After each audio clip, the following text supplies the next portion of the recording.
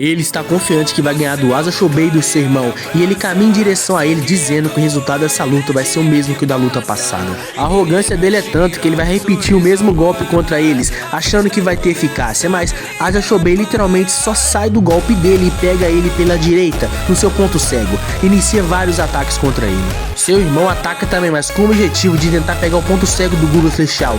O Asa Shobei pressiona ele até ele conseguir abrir essa brecha para o seu irmão atacar, e elimina ele pela segunda vez. Isso não será o suficiente. O Guru Celestial usa uma técnica farpas de estanho, avança em direção do seu irmão. Asa Shobei prevê e desvia. Seu irmão pede desculpa, mas Asa Shobei elogia ele, deixando ele muito feliz. Enquanto ele se regenera, os dois irmãos partem para cima dele. Nessa trocação de golpe, o Guru Celestial não consegue acompanhar. A luta dos irmãos é tão sincronizada ao ponto de um completar o golpe do outro. O Guru Celestial dá um exemplo como se fosse dois corpos sendo controlados por uma mente. Mas o que mais impressionou o Guru Celestial foi a evolução do irmão do Asa Shobei.